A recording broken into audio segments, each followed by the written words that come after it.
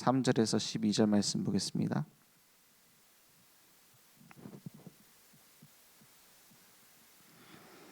데살로니가후서 1장 3절에서 12절입니다. 저와 여러분이 함께 한 목소리로 합독하겠습니다.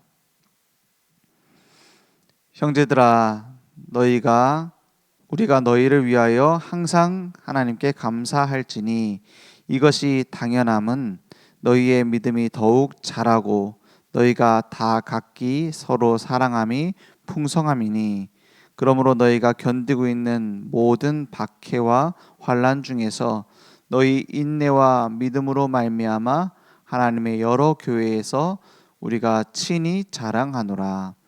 이는 하나님의 공의로운 심판의 표요 너희로 하여금 하나님의 나라에 합당한 자로 여김을 받게 하려 함이니, 그 나라를 위하여 너희가 또한 고난을 받느니라. 너희가 환난을 받게 하는 자들에게는 환난으로 갚으시고 환난을 받는 너희에게는 우리와 함께 안식으로 갚으시는 것이 하나님의 공의시니, 주 예수께서 자기의 능력의 천사들과 함께 하늘로부터 불꽃 가운데에 나타나실 때에 하나님을 모르는 자들과 우리 주 예수의 복음에 복종하지 않는 자들에게 형벌을 내리시리니, 이런 자들은 주의 얼굴과 그의 힘의 영광을 떠나 영원한 멸망의 형벌을 받으리로다. 그날에 그가 강림하사 그의 성도들에게서 영광을 받으시고 모든 믿는 자들에게서 놀랍게 여김을 얻으시리니, 이는 우리의 증거가 너희에게 믿어졌음이라. 이러므로 우리도 항상 너희를 위하여 기도함은 우리 하나님이 너희를 그 부르심에 합당한 자로 여기시고 모든 선을 기뻐함과 믿음의 역사를 능력으로 이루게 하시고, 우리 하나님과 주 예수 그리스도의 은혜대로 우리 주 예수의 이름이 너희 가운데서 영광을 받으시고 너희도 그 안에서 영광을 받게 하려 함이라. 아멘. 하나님은 지금도 살아계시죠. 하나님은 지금도 역사하고 계십니다. 중요한 것은 뭐냐? 우리가 그것을 믿고 따라가고 있느냐 하는 거예요. 우리가 믿음이 없어서 연약할 때도 하나님은 하나님의 계획을 이루십니다. 그런데 대신에 그러면 우리는 끌려가야 되죠.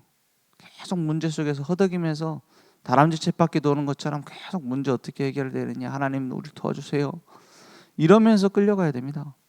그러면 고생이잖아요. 괜히 노예로 가가지고 더 고생하면서 흔들리면서 말씀 따라가야 돼요.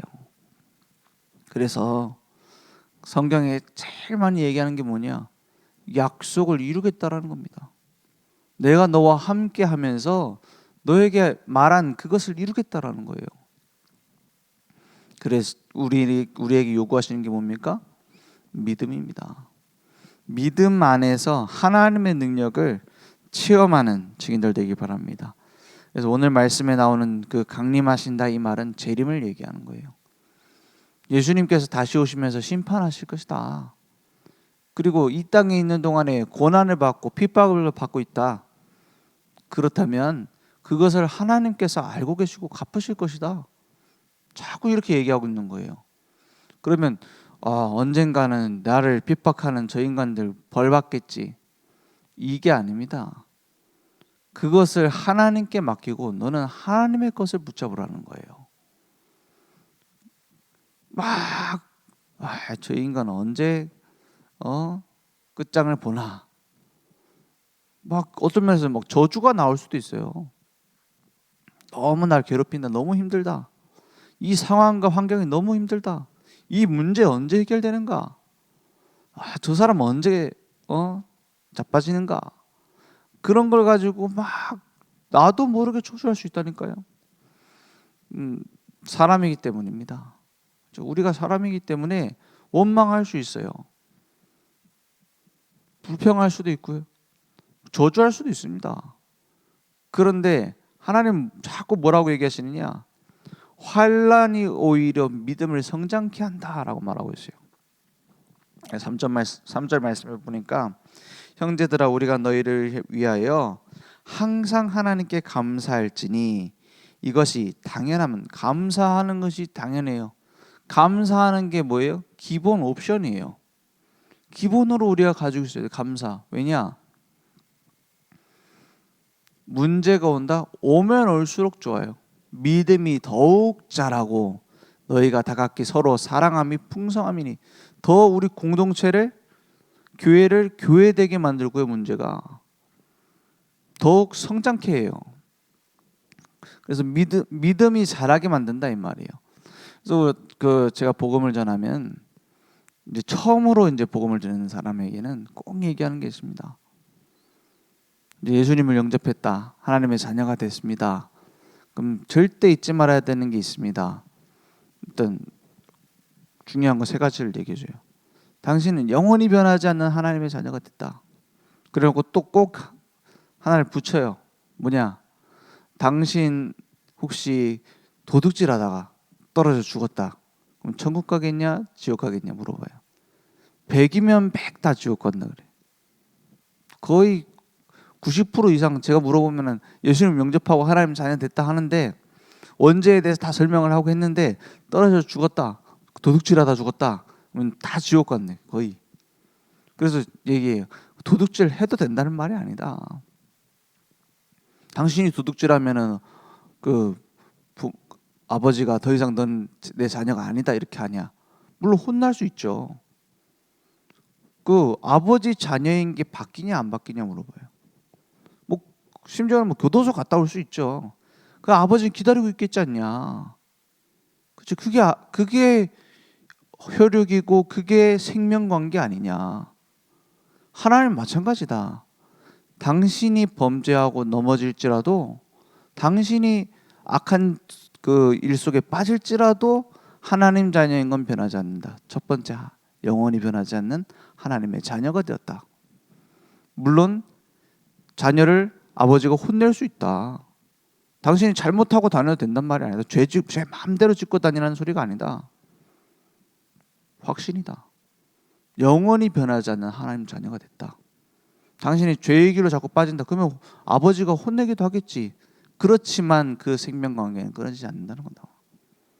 그 처음에 딱 제일 중요한 거예요. 영원히 변하지 않는 하나님의 자녀가 됐다. 내가 어떤 문제 속에서 허덕일지라도 하나님의 자녀가 됐다. 잊혀지지 않도록 또 물어봐요. 첫 번째 뭐라고요? 영원히 변하지 않는 뭐가 됐다고요? 하나님의 자녀가 됐다. 두 번째 물어봐요. 두 번째 얘기예요. 그러면 옆집 아저씨한테 준비물 사게 돈 달라면 주겠냐? 주면 이상한 거 아니냐? 안 준다. 아버지한테 달라고 하면 주지 않냐? 대신에 필요한 건지 아닌지는 아버지 판단에 있는 거다. 중요한 것은 기도하면 반드시 거기에 대해서 반응하신다. 그게 기도 응답이다. 필요 없는 거라면 안 주실 수도 있겠지만 위험한 거면은 뭐 다른 걸 줄 수도 있겠지만 하나님은 당신을 사랑하셔서 자녀이기 때문에 응답하신다. 두 번째, 기도 응답 받는다. 세 번째, 그러면 하나님이 보이면은 같이 얘기하고 아버지하고 얘기하면 되겠는데 하나님 안 보이신다고 했다. 하나님은 말씀이시라고 했다. 내가 곧 말씀이라고 했다. 그래서 말씀을 통해서만 하나님 알 수 있다. 그래서 당신은 그 하나님의 말씀을 배워야 된다. 꼭 세 가지 얘기해줘요. 그래서 말씀 공부하는 자리에 오든지 예배의 자리에 와야 된다. 그래야 하나님과 대화가 통하고 함께 할 수 있다. 물론 성경을 직접 읽고 그 뜻을 알 수 있으면 그것도 좋지만 그 뜻을 잘 처음부터 알기 어렵지 않냐? 그래서 말씀 배우러 와라. 세 가지 얘기를 해줘요. 그래놓고 또 다시 물어봐요. 첫 번째 뭐라고요? 영원히 변하지 않는 하나님 자녀. 그리고 두 번째, 기도하면 응답받는다. 세 번째, 말씀 속으로 들어가야 된다. 당신은 이 얘기를 처음에 해줍니다. 그리고 나서 하나를 더 얘기해줘요. 오늘 하나님의 자녀가 되었는데 가장 지금 화가 나 있고 너무 속이 답답하고 너무 질투가 나고 이런 존재가 있을 거다. 그게 누구겠냐? 앞에 다 영적인 문제 얘기했기 때문에 사탄이 그럴 것 같아. 그러면 그 사탄이 어떻게 하겠느냐?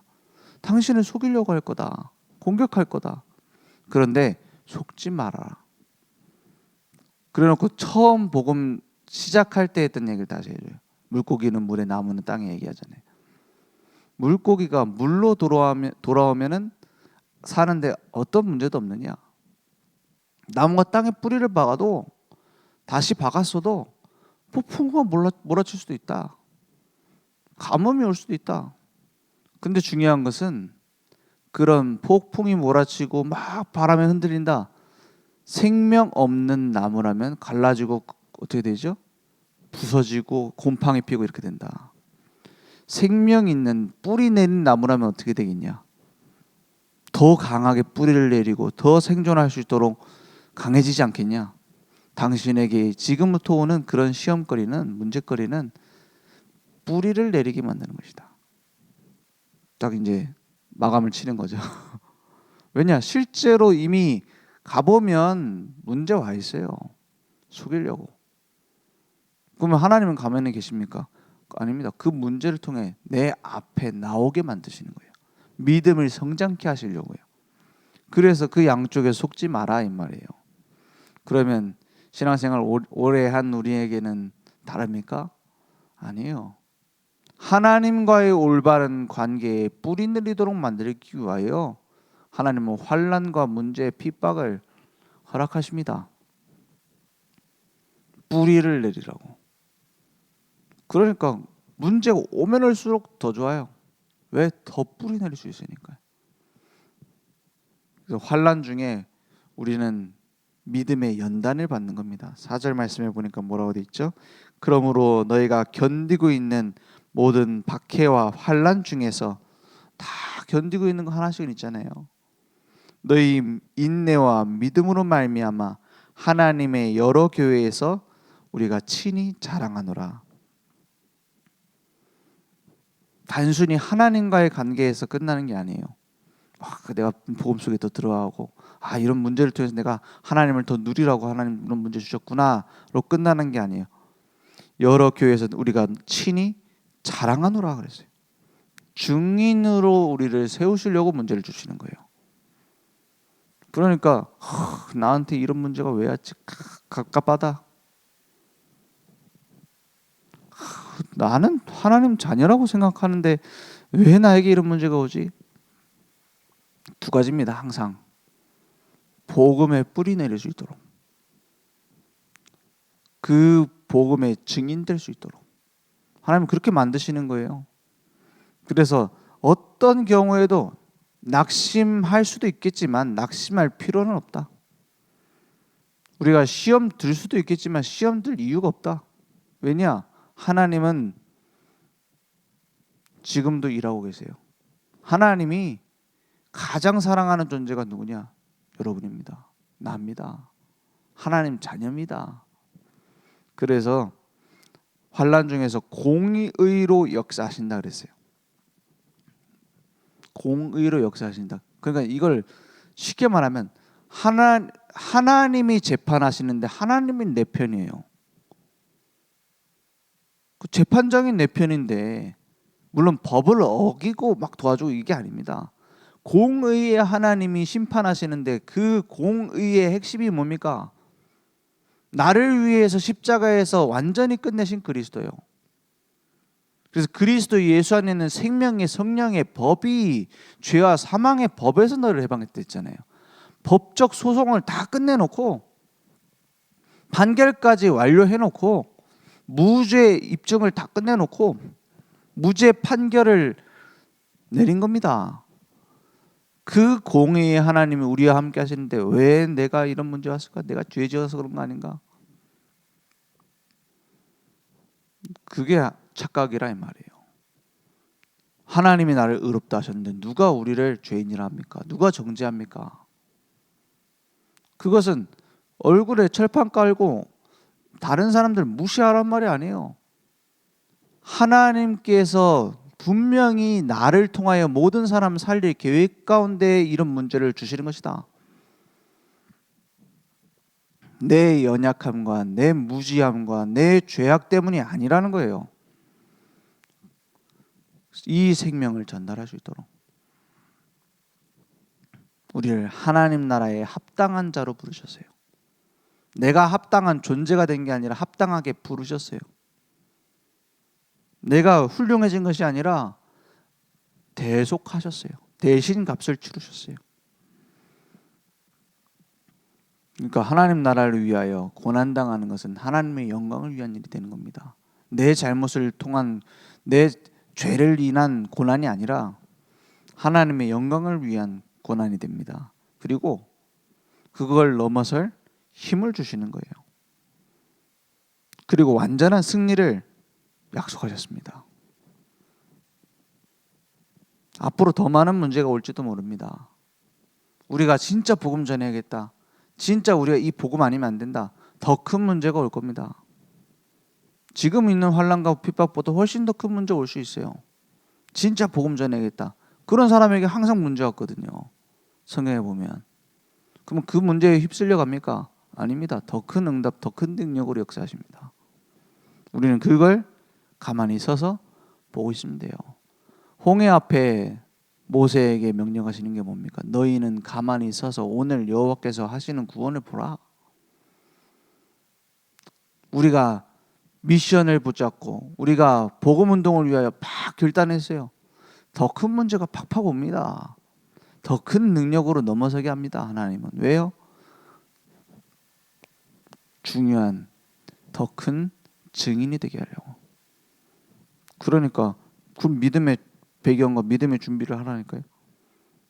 하나님은 분명히 역사하시니까. 그래서 예수가 그리스도 되신 그 믿음 하나로 모든 하나님의 역사는 시작된 거예요. 그러면 하나님께서 하시는 것이지 내가 하는 게 아니란 말이에요. 여기에서 뭐가 오냐? 300% 응답이 오는 겁니다. 내가 만드는 응답이 아니라 하나님이 주시는 응답이 있어요. 이미 받은 응답이 있습니다. 구원받은 100% 응답, 믿음의 망대가 내 안에 딱 세워지는 거예요. 오직 하나님의 능력은 믿을 때에 나타나요. 물론 급하면 믿기도 전에 이미 역사하셔가지고 막 나타날 때도 있죠.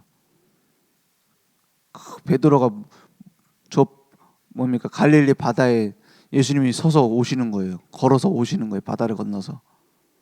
그걸 보면서 막 난리 났잖아요. 저게 지금 뭐 유령인가 막 그러잖아요. 그러니까 막 나중에 베드로가 그 바다 위에 같이 걷다가 막 믿음이 없으니까는 막 빠지고 그러잖아요. 그 뭘 얘기합니까? 믿음이 없으면은 막 바다 위에서 내가 바다 위에 뜰 수 있다고 믿으면 바다 위에 뜰 수 있다 이 말입니까? 내가 가지고 있는 연약함이 아니라 예수님이 동행하시는 것으로 우리의 믿음을 도우시는 거예요. 그 동행하시는 예수님을 의지할 때에 나에게 어떤 문제 가운데서도 설 수 있는 힘을 주시는 거예요. 근데 내 생각, 내 지금 상황 그걸 쳐다보지 말라는 거예요. 그러니까 우리가 가지고 있는 능력이 아닙니다. 내가 가지고 있는 의지가 아닙니다. 난 바다 위에 설 수 있어 이게 아닙니다. 주님을 바라보라는 거예요. 발밑을 바라보지 말고 바다 밑을 보지 말라는 거예요. 내 옆에 지금 바다 위에 서 계시는 주님을 보라는 거예요. 어떤 환난 문제가 와도 상관없습니다.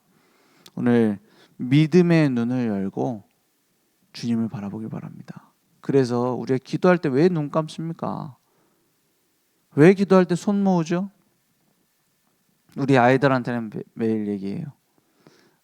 왜 그러냐면 기도하면 눈 안 감거든. 그죠? 애들 주일학교 야 기도하자 하면 눈 안 감아요. 와 떠들고 막 장난감 만지고 있고, 장난감 아니지 뭐 책 같은 거 만지고 있고 막 장난감 못 갖고 들어오니까 막 뭘 갖고 놀고 있어요. 또 친구 옆에 쳐다보고 있고. 그 손에 있는 거 노라는 거죠. 이제 네 손에 그거 쥐고 놀고 있는 거 놓아라. 아, 눈 좀 감아라. 그럼 잔소리잖아요. 꼭 얘기해요. 저는 기도 같이 기도하자 할 때 손에 모든 것을 놓고 그리스도를 붙잡자. 그게 기도다. 내가 손에 막 붙잡고 있는 많은 방법 놓고 그리스도를 붙잡자. 그게 기도다. 손 모자. 그리고 막 바라볼 게 많아요. 우리가 막 바라보고 막 저거 좀 저렇게 됐으면 좋겠다. 아, 이런 응답 왔으면 좋겠다. 그걸 감고 하나님을 바라보자. 그게 기도다. 이렇게 하고 같이 기도해요. 그렇습니다. 믿음의 눈이 열리기 바랍니다. 그래서 말씀 따라가는 거예요.